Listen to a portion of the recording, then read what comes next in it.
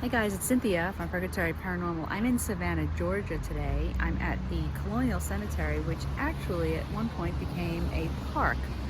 And there's a sign here that gives some history of the place. It's a pretty old cemetery, and the trees are full of the Spanish moss that I love so much. So anyway, let's take a look around. Colonial Cemetery Park is a historic cemetery located in Savannah, Georgia. The cemetery opened in 1750. At that time, the city was the capital of the British province of Georgia and the last of the original 13 colonies. It's said to contain more than 9,000 graves, yet there are only about 1,000 markers visible. By 1789, the cemetery had expanded to encompass 6 acres. The entrance lies at the corner of Abercorn Street and East Oglethorpe Avenue, just east of Chippewa Square. It was a public cemetery during its 103-year run under various names such as Old Cemetery, South Broad Street Cemetery, and Christ Church Cemetery, the latter being the original name as it was built for that parish. However, in 1789, it was opened to Savannians of all denominations.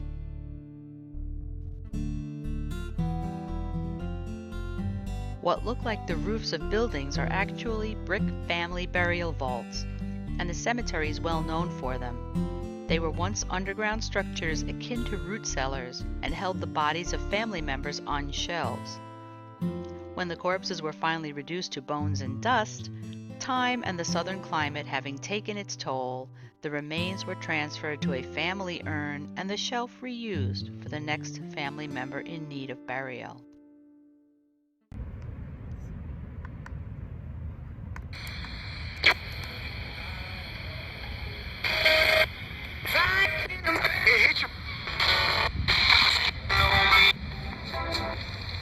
Hi spirits.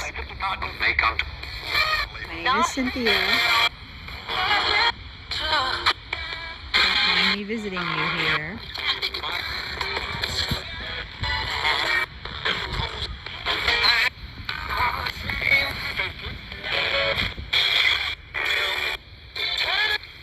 Hello. By you what?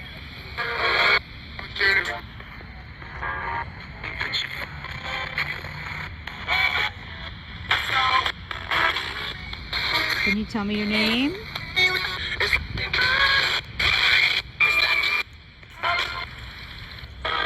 Hi.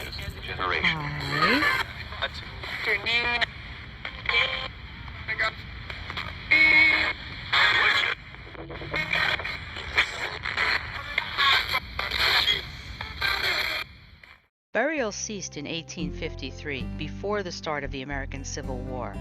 As a result, no Confederate soldiers are buried here. When Sherman's Union troops occupied Savannah on Christmas Eve 1864, it is said they used the cemetery as a temporary encampment. It is also said they defaced or damaged some of the stones and took refuge inside vaults. These table tombs are the descendants of chest tombs, many of which are also seen here. Both stand above the grave and protected from weather, natural disasters, and vandals. They became popular during colonial times. It has been said that the table tomb was reminiscent of the communion table, which makes sense as this began as a Catholic cemetery.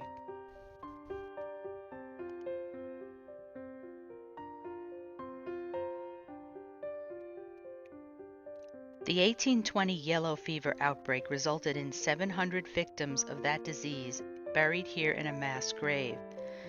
It's rumored that the true number of those who perished from the disease was 666. However, the number was rounded up for obvious reasons.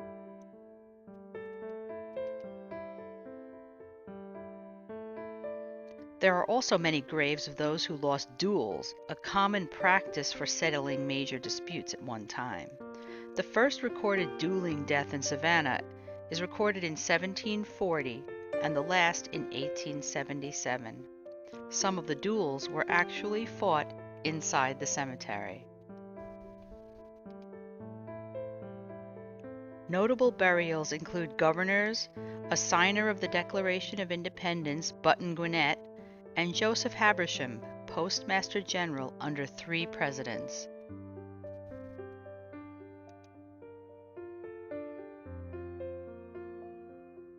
In 1896, the cemetery became a public park.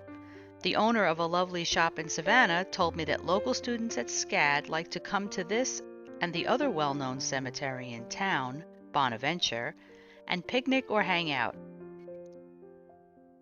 I did visit Bonaventure as well, and that video will be up soon.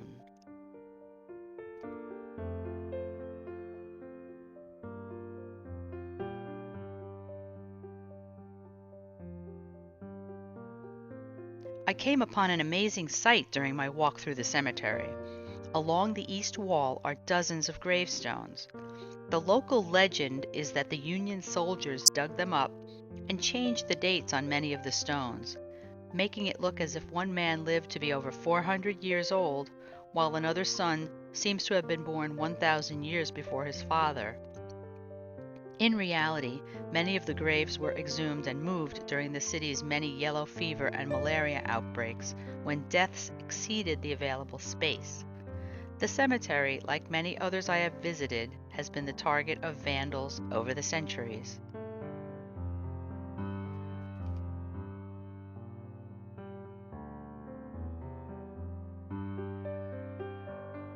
Historically, when an old graveyard or cemetery was cleared to make way for a public park, the headstones were piled along the outer wall or removed entirely, while the altar or chest and table tombs or larger monuments are left behind.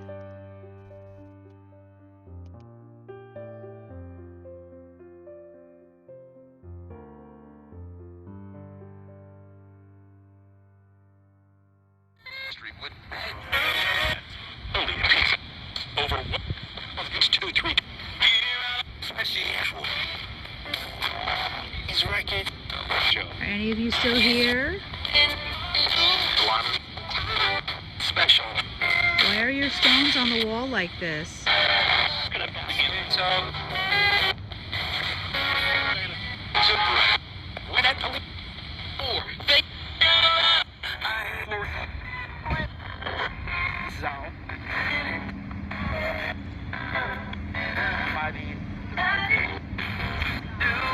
My name is Cynthia.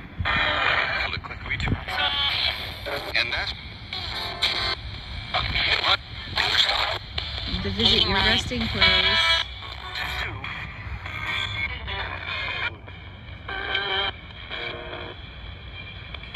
You don't even know what. about your show. Try to speak to me. Try to use this contraption to speak to me.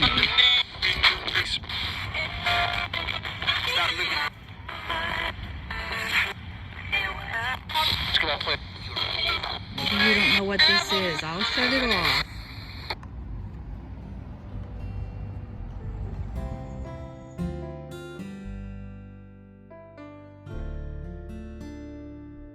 During its history, there were proposals to build a courthouse or run streets and a railroad through the cemetery land.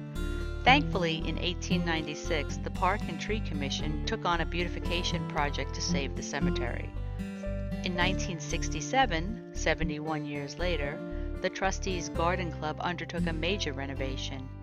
A 1990 preservation project included photographing and inventorying all the markers, updating the map of the cemetery, and saving the history of this place for future generations.